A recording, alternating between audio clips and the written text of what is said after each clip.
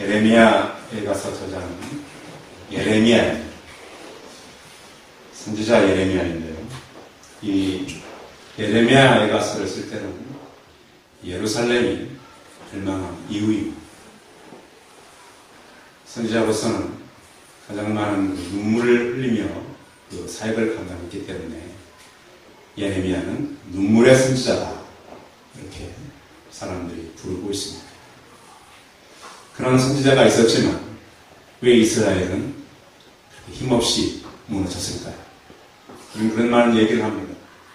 몇 사람만 깨어있어도, 한 사람만 제대로 서 있어도 하나님께서는 꼭 그렇게는 하지 않습니다. 예레미야 같은 참 큰 선지자가 있었으면 이스라엘은 멸망할 수밖에 없었는데, 예레미야서에 크게 드러나는 이런 하나님의 진노.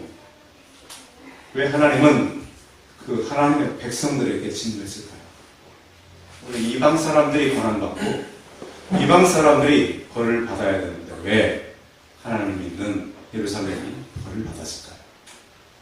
그것은 예레미야서를 통해서 가장 많이 나타나는 진노라는 말. 그 진노는 하나님께서 이스라엘 백성들을 향한 진노였습니다. 원수, 대적, 멸망, 황폐, 이런 단어들이 예레미야서에 많이 나타납니다.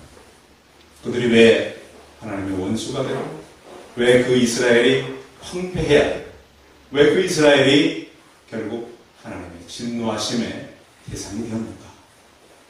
예루살렘의 멸망의 원인은 죄라고 여러 번 말씀하면서요, 그들은 거민들의 죄일 뿐만 아니라 그들이 크게 범죄했다. 또 그들의 하나님의 말씀에 대한 거역을 했다. 나의 모든 죄악을 인하여 우리의 범죄함과 패역함 때문에 이스라엘은 무너졌다라고 말씀합니다. 내 백성의 죄가 소돔의 죄보다 중했다. 그 선지자들의 죄와 자양들의 죄를 인하여서 또한 우리의 범죄함 때문에 이스라엘은 멸망했다, 이렇게 말씀합니다. 결국 이스라엘이 무너진 것은 그 백성들의 죄였다.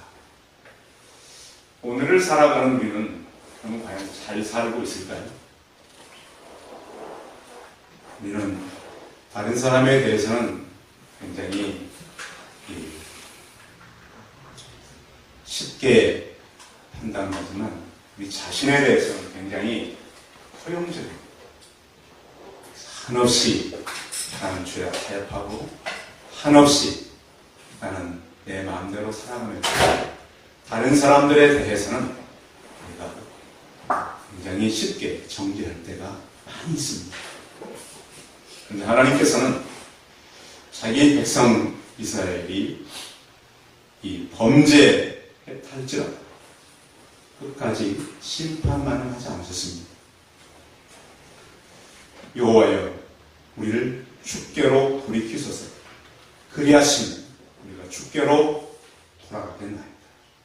그럼 범죄한 백성들이지만 선지자의 기도는 다시 우리를 향해서 얼굴을 향해달라는 그런 기도였습니다. 예레미야에 가서는 탑관체로 기록되어 있습니다. 영어로는 이제 어크로스틱이라고 하는데, 우리말로 하면 기역, 니은, 디귿, 니은, 가나다 순을 따라서 이 말씀을 기록했습니다. 이렇게 기록한 이유는 왜라고 그랬죠? 암송하기 위해서 이렇게 기록해 놓은 것입니다.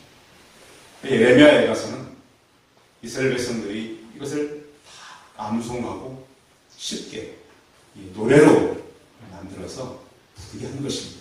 그래서 애가인 것입니다. 1, 2, 4장은 히브리어 알파벳 순서로 기록되어 있습니다. 그래서 22절로 다 끝납니다. 그런가 하면 3장은 66절인데 이것은 알파벳 3개씩 써서 기록했기 때문에 그런 것입니다. 물론 중간에 약간 바뀌는 것도 있지만 예레미야에 가는 탑관처로서 기록된 것은 이 노래가 모든 사람이 부를 수 있도록 지어진 그런 노래입니다. 예레미야는 눈물의 선지자입니다. 그 선지자는 오늘에 비하면 하나님을 만나서 하나님 주신 말씀을 그대로 전해야 했습니다. 가감하지 않고. 그래서 어느 사람이 얘기하는 것보다 그들의 전달력은 뛰어났습니다. 요즘은 이 사람들이 많이 이렇게 들을 수 있는 미디어 방송들을 많이 만든 사람들이 뉴스나 사람들이 만든 그 영상을 통해서 소식을 접합니다. 근데 그 당시에 가장 강한 이 메시지가 선지자를 통해서 하나님의 말씀이 들려진 것이었어요. 그래서 선지자들이 말할 때는 모든 사람이 굉장히 집중해서 들었습니다. 누구의 말씀입니까요? 하나님의 말씀입니다. 그래서 그 말씀을 놓치지 않게 해서 모든 사람들이 집중해서 그 말씀을 들었습니다. 요즘 우리가 하나님의 말씀을 집중해서 듣습니까? 그렇지 않습니까? 우리가 집중해서 들을 수 있는 얘기는 참 많이 있습니다. 여러 가지 소식들, 또 우리가 알아야 될 여러 가지 지식들 참 많습니다.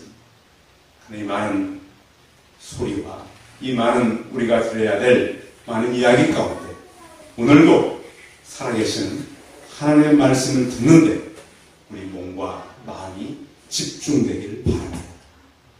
그래서 예레미야 선지자는 사람들이 잘 안 들으니까 눈물로 얘기합니다.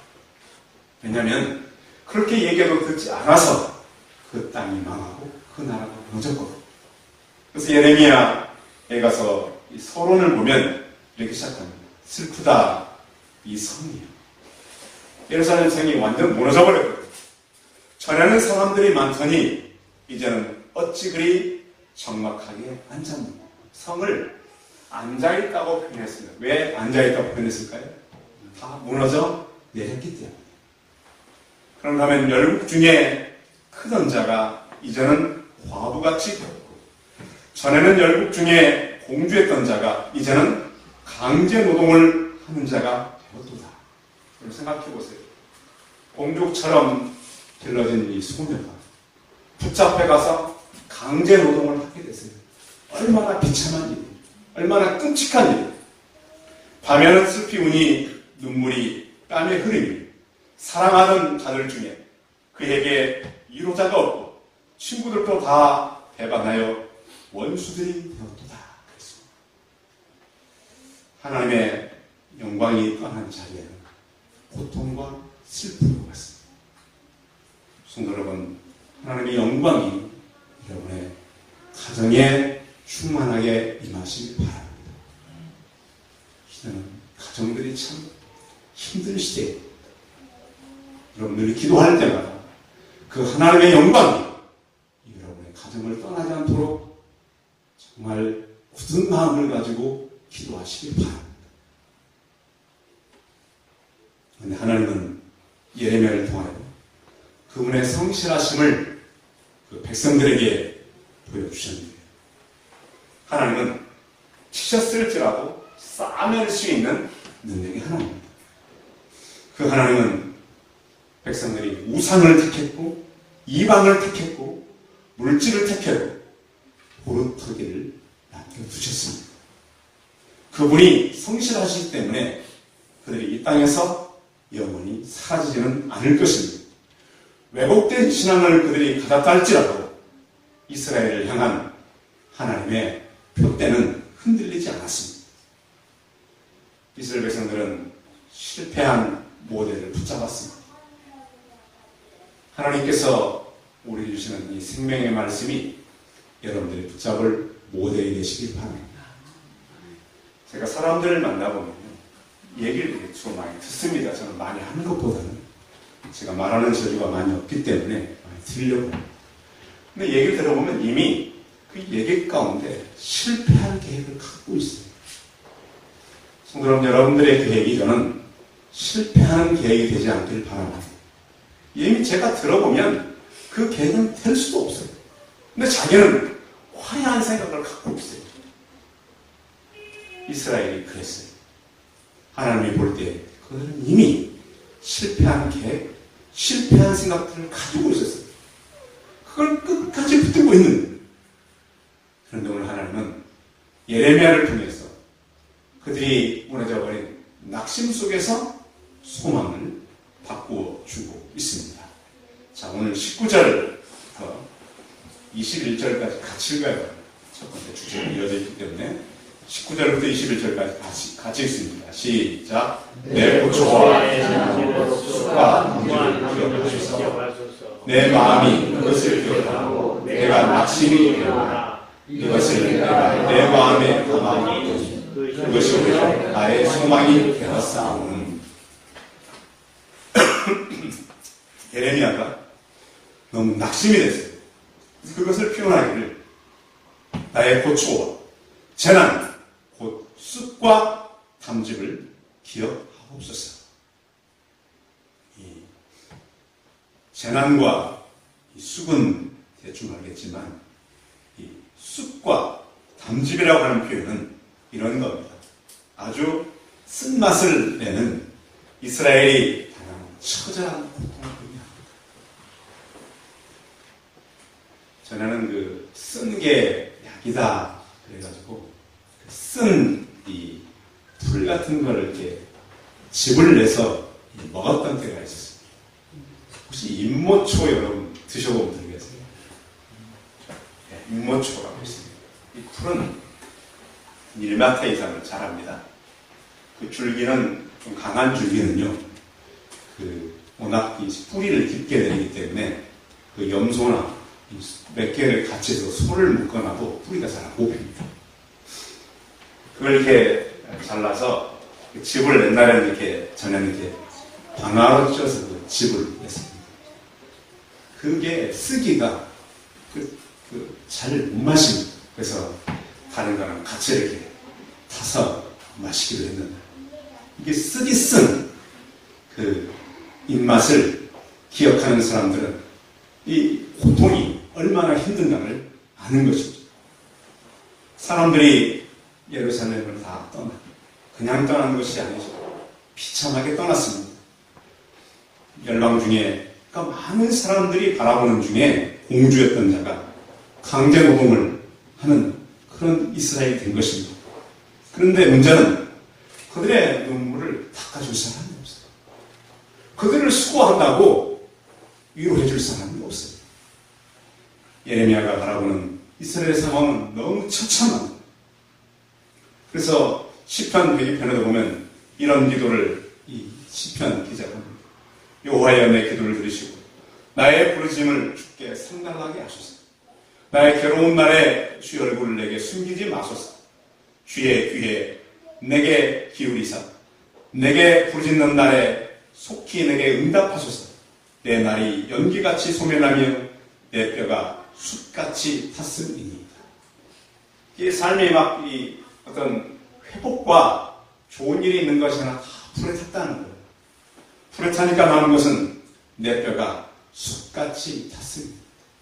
이런 상황으로 가게 된 것입니다. 그래서 예레미야는 그를 이스라엘 백성들에게 쓰게 된 것이 바로 예레미야 애가서입니다. 고초와 재난과 쑥과 단즙 같은 그런 어려움을 그들은 맞게 된 것입니다. 그런데 그가 그것을 자기 마음에 두었더니 그것이 오히려 나의 소망이 되었도다. 그것은 어떤 그들에게 임한 재난과 어려운 상황을 잊어버리거나 그것이 줄여든 것이 아니라 여호와를 바라봄으로 소망이 생겼다라고 하는 것입니다. 요즘에도 보면 공부한 학생들이 열심히 공부를 했는데 점수가 나오지 않으면 굉장히 허탈할 때가 있다. 그런가 하면 사람을 만나서 교제하는 사람들 얘기를 들어보면 여러 번 만나고 서로 이렇게 사랑을 키워왔는데 그 사랑이 무너졌을 때 굉장히 힘들어하고 또 어른들은 부모들을 잘 양육했는데 그 양육한 것이 잘 되지 못했거나 또 자녀들이 부모의 마음을 몰라줄 때 굉장히 마음이 힘든 것입니다. 여러분, 우리는 어떤 낙심이 혹시 있습니까? 살아오면서 이것은 참 이렇게 됐으면 좋을 텐데 이게 되지 않아서 낙심이 있다면 낙심 가운데 거하기보다는 소망이신 하나님을 바라보시기 바랍니다. 예레미야는 그것을 마음에 담아두고 그걸 담아두었더니 그것이 소망이 되었다라고 말합니다. 우리가 지켜야 될 것은, 우리 지켜야 되는 것은 우리 마음이죠. 자, 마음을 지키면 생명을 얻습니다. 욥기서를 보면요, 욥이 그 고난이 얼마나 힘들었던지 그의 탄식이 자기가 태어난 날을 탄식합니다. 욥기서 3장 11절에 보면 어찌하여 내가 태에서 죽어나오지 아니했던가, 어찌하여 내 어머니가 해산할 때 내가 숨지지 아니했던가. 여러분, 여러분의 생일날은 어떤 날입니까? 생일날. 네, 축하받는 날이죠. 생일날 막 케이크도 사오고 축하 전화도 해주고. 요즘 그 페이스북에 보면 페이스북에다가 요즘에 그 축하, 생일 축하 이런 글들 많이 올리는 거 좀 봅니다. 그래서 사진도 보내주고 좋은 일도 보내주고, 그래서 서로 이렇게 답도, 이게 요즘은 생일이에요. 욥은 자기 생일이 저주하는 날이 된 것입니다. 너무 절망스러워. 내가 태어나는 날은 바로 내가 차라리 죽는 날이었으면 좋겠다, 이렇게 절망하고 낙심하는 욥의 탄식을 우리는 욥기서를 통해서 듣기도 하고, 근데 예레미야는 이것을 내 마음병에 담아 두었다라고 말합니다. 여러분, 살아오면서 삶의 무게가 느껴질 때 여러분들은 어떤 묵상을 하고 살아갑니까? 절망 속에서 예레미야는 다시 소망을 붙들 수 있는 비결은 무엇입니까? 그것은 하나님을 묵상하는 것입니다. 아무리 우리 삶이 어둡다 할지라도 어둠을 묵상하지 말고 하나님을 묵상하시기 바랍니다. 우리는 그래서 우리 마음에 뭐가 왔을 때 그 문제를 가지고 묵상하지 마시고 문제를 밀어내고 우리의 소망 되시는 하나님을 묵상하시기 바랍니다. 이것이 우리가 살아가는 소망입니다. 어떤 사람이 이런 글을 썼습니다. 사탄의 명품이라고 하는 글인데요, 사람들을 사탄이 위협하고 비난할 때 써먹었던 도구 중 가장 비싼 도구는 무엇입니까? 사람들에게 욕심도 주고 수군거리기도 하고 교만하기도 했지만 사단이 주었던 가장 강력한 무기는 낙심이라고 하는 무기였습니다. 성도들에게 가장 절망스럽다는 것이 바로 낙심입니다. 낙심 하나로 모든 그리스도인들이 넘어질 수가 있습니다. 낙심에 빠지면 사람들은 쉽게 빠져나올 수가 없습니다. 그래서 성도 여러분, 그런 어둠과 낙심이 올 때마다 우리의 정체성을 다시 발견하시기 바랍니다. 나는 누구인가라는 거죠. 나는 어디서 왔고 어디로 돌아가며 남은 생애를 어떻게 살아가야 합니까? 그것을 우리가 새롭게 붙잡을 뿐만 아니라 하나님께서는 기다림이 유익하다고 생각하지 않는 한 우리를 오래 기다릴 때 한 이유가 없습니다. 교회의 성장에도 대가 지우려고 하는 것이 있습니다. 쉽게 성장한 교회는 쉽게 무너집니다. 그러나 많은 고난과 고통과 어려움을 이긴 교회는 많은 사람들이 와서 다시 고난과 어려움을 이길 수 있는 강한 교회로 나갈 수가 있는 것입니다. 나중에 돌이켜보면 그렇게 오래 기다렸기 때문에 그만큼 기다리지 않았다면 얻지 못할 유익을 얻었다는 것을 깨닫게 될 것입니다. 그래서 바로 C.S. 루이스의 얘기입니다. 기다린 만큼, 인내한 만큼 우리는 더 많은 유익을 얻는다는 것을 깨닫게 될 것입니다. 이렇게 많은 고난이 있었던 예레미야를 하나님은 이렇게 말씀하고 있습니다. 자, 오늘 말씀 22절, 23절 같이 읽어봅니다. 하나님은 어떻게 일하십니까? 21, 23절 시작. 여호와의 인자와 긍휼이 무궁하시고 우리가 진멸되지 아니함이니이다. 이것이 아침마다 새로우니 주의 성실하심이 또소이다. 아멘. 예레미야는 그 고통을 품었더니 고통이 소망이 되었고, 또 하나는 그 하나님은 성실하신 하나님이라고 말씀하고 있습니다. 그 인자와 긍휼이 무궁하다, 영원하다 이렇게 표현하고 있습니다. 하나님의 본심은 선하십니다. 하나님의 본질은 사랑이십니다. 그래서 하나님은 그 백성을 벌하시기도 하지만 그 하나님은 그 백성들을 다시 쌓아매시기도 하시는 하나님입니다. 하나님을 믿는 그리스도인들의 특징은 뭐냐면 성실을 하고 있습니다. 제가 지금까지 이제 살아오면서 만나는 사람들 이렇게 쭉 정리를 해보니까 그들의 학력이나 나이나 환경이나 그의 어떤 그 처한 그 상황이 있다 할지라도 하나님을 믿는 사람들의 평균적인 공통점은 성실한 것입니다. 그래서 저는 그런 생각을 갖습니다. 그가 무엇을 했느냐, 어떤 사람이냐, 이거보다는 그가 얼마나 하나님 앞에서 성실한 사람인가. 여러분, 여러분의 삶이 여러분의 삶 가운데 누구보다도 성실하시기 바랍니다. 어려도요, 하나님을 제대로 만난 사람들은 굉장히 성실해요. 그가 맡은 일에, 그가 맡은 시간에, 그가 맡은 모든 것에 책임을 다해.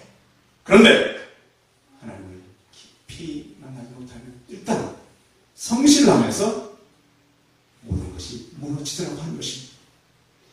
하나님은 긍휼이 많으신 분인데요. 복음서에 보면 그에게 요청하는 사람들을 그냥 보낸 적이 없어요. 소경 바디메오가 다윗의 자손이여 나를 불쌍히 여기소서. 하나님이 가장 빨리 응답하는 기도는 나를 불쌍히 여기소서 하는 기도입니다. 그때 그 많은 사람들이 바디메오를 제지했지만 예수님께서는 멈추어 서서 걸음을 멈추고 그의 눈을 뜨게 하셨습니다. 여러분, 힘들고 어려운 일이 있다 할지라도 낙심하거나 좌절하지 않기를 바랍니다. 이것이 아침마다 새로우니 주의 성실이 크도소이다. 이스라엘을 무너뜨린 것은 그들 자신이었습니다. 성도 여러분, 나를 무너뜨리는 것은 다른 사람이 아닙니다. 나 자신인 것을 믿음으로 바라보시기 바랍니다. 예레미야는 그 처참한 상황 속에서 역사적인 부정적인 것만 보지 않았습니다. 희망을 보았습니다. 하나님은 성실하시기 때문에 우리가 다시 새롭게 나타날 수 있다. 새로운 역사를 할 수가 있다. 이스라엘의 슬픈 역사 속에서 그들이 돌아갈 수 있는 한 가지 방법이 있다면 그것은 날마다 아침마다 다가오는 주의 성실하심이었습니다. 하나님은 내가 이슬과 같으니 호세아서 14장 5절을 통해서 말씀하고 있습니다. 이스라엘은 비가 자주 안 오는 그런 나라. 근데 그 작물이 자라고 식물을 먹을 수 있는 이유는 아침마다 내리는 이슬 때문이었습니다. 여러분, 우리가 날마다 하나님의 말씀으로 돌아가시기 바랍니다. 그 이슬을 먹고 자랄 때 성실하게 나갈 수가 있는 것입니다. 시편 30편 3절에 보면 여호와를 의지하고 선을 행하는 땅에 머무는 동안 그의 성실을 먹을거리로 삼을지어다. 여러분, 하나님의 성실을 우리 음식으로 삼으시기 바랍니다. 그 말씀을 늘 물 마시듯이 마시기 바랍니다. 요즘 사람들이 그러잖아요. 건강하려면 뭘 많이 마셔야 된다고요?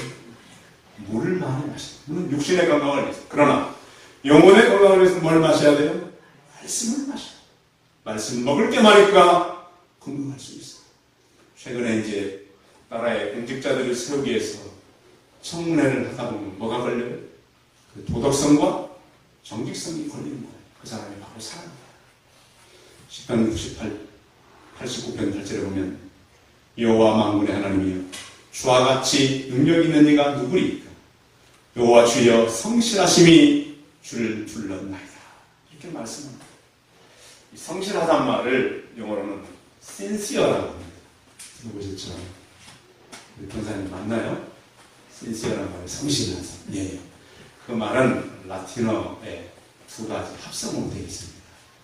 라틴어 앞에 그 신이라고 하는 말은 어떤 말이냐면 아무것도 아니다, 아무것도 없다 이 말입니다. 그리고 그 뒤에 세라라는 말은 밀랍이라고 하는 말입니다. 그 신서라 말은 밀랍이 없다 이 말이 이제 성실하다 이 말로 쓰이게 되는 것인데, 왜 밀랍이 없다는 말을 쓰냐면 그 이스라엘이나 그 초창기 시대에는 조각품들을 사람들이 많이 사고 팔았대요. 조각품들. 근데 조각품을 이렇게 자꾸 옮기고 이렇게 사람들의 손에 의해서 이렇게 다른 사람에게 가다 보면 어떤 일이 생길까요? 깨집니다. 귀가 깨지기도 하고, 코가 깨지기도 하고, 손발이 깨지기도 하고. 그럼 장사꾼들이 어떻게 했을까요? 그렇습니다. 그거를 밀랍으로 붙였다는 거예요. 밀랍으로. 그래서 본드죠. 밀랍으로 붙여가지고 이제 살 때는 아무 이상이 없어요. 근데 그거 밖에 내다 놓고 햇빛이 쪼이면 어떻게 될까요? 밀랍이 녹아서 다 떨어집니다. 그래서 성실하다라고 하는 것은 밀랍이 없다. 그런 것들이 가짜로 붙인 게 없다. 이런 말을 포함하고 있습니다. 이 성실은 하나님을 닮았다는 표현으로 많이 씁니다. 닮았다라고 하는 것은 다분히 유사한 것을 넘어서 특별한 관계를 의미합니다. 그래서 이제 누구를 닮았다, 무슨 비슷하다 이런 의미보다는 우리가 하나님을 닮았다 이런 표현할 때는 관계성을 의미합니다. 저 하나님의 어떤 부분을 우리가 닮아야 합니다. 하나님의 성실하심을 닮으시기 바랍니다. 그래서 오늘 이 예레미야는 우리가 그 하나님의 성실하심을 닮지 못했기 때문에 이런 결과가 왔다라고 말씀하고 있습니다. 아무리 우리 죄악이 할지라도 하나님을 소망 삼으시고 우리의 성실함이 하나님을 닮아가시기 바랍니다. 그런다면 이 하나님은 이 고통과 성실하심 속에 계신 하나님을 통해서 우리에게 무엇이 된가? 24절 같이 읽어. 24절 시작. 내 심령에 이르기를 너는 나의 기업이시니 그러므로 내가 그를 바라라. 요즘에 기업이라고 하는 말 많이 사용합니다. 근데 여기 기업이라고 하는 말은 요 하나님 자신이 내 기업의 모든 것이 되신다. 나에게 모든 것이 되신다. 성도 여러분, 우리가 다른 것 많이 갖지 않을 수 있습니다. 그러나 하나님을 나의 기업으로, 사업으로 삼으시기 바랍니다.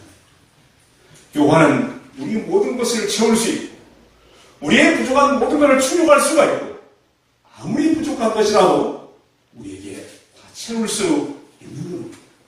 그런데 문제는 탐욕의 문제죠.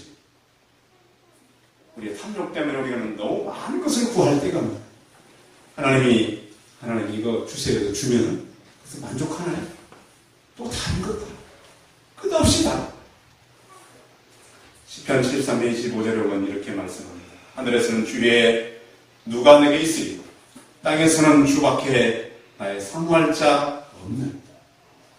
시편 16편 6절 내게 줄로 재어진 구역은 아름다운 곳에 있으며 나의 기업이 실로 아름답도다 했습니다. 우리가 살아가면서요 중요한 것은 잘 안 보일 때가 많습니다. 우리 건물을 보면 건물의 벽이 중요해요? 건물의 기둥이 중요해요? 뭐가 더 중요해요? 기둥이 중요해요. 그러나 기둥은 잘 보여요, 안 보여요? 잘 보이지 않아요. 하나님은 보이지 않지만 내게 가장 중요한 기업이 되십니다. 오늘 이 느헤미야는 담지고 같은 상황, 그러나 그 하나님은 성실하신 하나님, 그 하나님 보이지 않지만 나의 기업이 된다라고 말씀합니다. 교회도 마찬가지입니다. 드러나는 사람들이 중요할 수도 있지만 드러나지 않는 사람이 더 중요할 수 있습니다. 성실함도 마찬가지예요. 사람의 성실함은 금방 지쳐요. 잠깐 지속할 수 있어요. 그러나 위로부터 오는 성령의 충만함의 성실함은 하나님께서 주시는 것이기 때문에 쉽게 지지를 않습니다. 하나님의 성실은 이로부터 주어지는 것이고 성령의 능력으로 감당되는 성실함만이 오래 지속될 수가 있는 것입니다. 이스라엘은 무너졌습니다.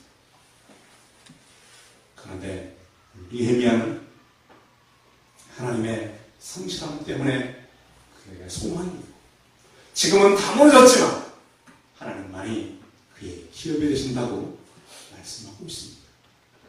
오늘 예레미야 심정으로 여러분들이 살아가시고 여러분 어떤 문제를 만나고 어떤 일을 한다 할지라도 하나님의 성실함 때문에 승리하며 살아가는 저와 우리 성도들이 다 되시기 바랍니다. 기도하겠습니다. 살아계신 하나님, 이스라엘은 다 무너졌습니다. 그 성이 내리앉았고 사람들로부터 인정받았던 그 나라가 홀로 된 여인처럼 되어버렸고 저는 열방의 공주 같은 그런 나라, 이방 사람들에 의해서 강제 노동을 하는 그런 나라가 되었습니다. 이 힘든 담지고 같은 상황 속에서 그는 그것을 품고 하나님을 바라보았습니다. 그 하나님의 성실하심이 우리를 새롭게 이끌 것을 우리가 믿을 뿐만 아니라 보이지 않지만 그 하나님이 나의 기업인 것을 깨닫고 믿음으로 살게 하여 주시옵소서. 때가 되면 하나님께서 일하실 것이고 우리를 회복시키시고 교회 안에 하나님의 새로운 일들을 드러낼 것을 믿고 나아가는 우리 성도들이 다 되게 하여 주시옵소서. 주 예수 그리스도의 이름으로 기도하였습니다. 아멘.